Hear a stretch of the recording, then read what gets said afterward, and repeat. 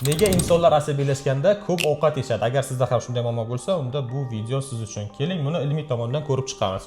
Hammasiga sababchi bo'lgan gormon bu kortizol hisoblanadi. Bu glyukokortikoid hisoblanib, jigarda oqsillarni yog'larni shu navbatda ketonlarni esa shakarga parchalaydi va sizda shakar miqdori oshib ketadigan bo'lsa, bu qondagi glyukoza insulin ko'p ajratadi, insulingacha parchalanib, qoningizdagi shakarni miqdorini tushirishga harakat qiladi va shu navbatda sizda gipoglikemiya, ya'ni sahr qondagi miqdori tushib ketadi.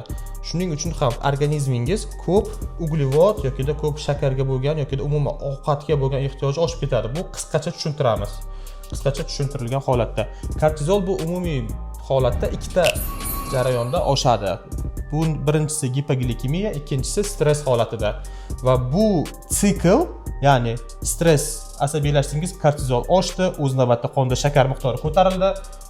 Qondagi glyukoza insulin ajratdi, shakar miqdori tushdi va gipoglikemiya va siz yana ovqatga tashnasiz. Ovqatlanasiz, yana kortizol oshadi va o'sha proses ketma-ket har kuni sizda deyarli kuzatiladi va sizdagi ortiqcha vazn sababchisi ham shu bo'lishi mumkin.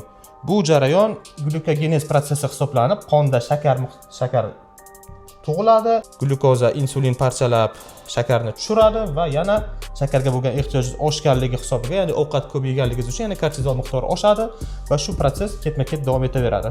Bu hamma proses, jarayonlar jigarda sodir bo'ladi va o'shaning uchun ham bu jarayon jigarda bevosita bog'liq. GABA bu asosiy vazifasi nervlarda o'tadigan impulslarni sekinlashtiradi va o'sha impulslarni, misol uchun stress vaqtida, asabiylik vaqtida juda tez impuls o'tadi va shuni sekinlashtirish hisobiga organizmimizda xotirjam qilishiga sababchi bo'ladi. Diqqatni yaxshilaydi, xotirani yaxshilaydi va organizm qandaydir relax deylik, shunaqa holatga tushadi GABA ichgandan keyin. Undan tashqari ashvaganda o'timiz bor, bu haqida ham alohida video olganmiz. Magniy elementlari va melissa. Hamma aytib o'tgan narsalarim hammasi stressni oldini oladi. Shuning uchun ham sog'lig'ingizga e'tiborli bo'ling va to'g'ri ovqatlanishda davom eting. Hammaga xayr, paka-paka.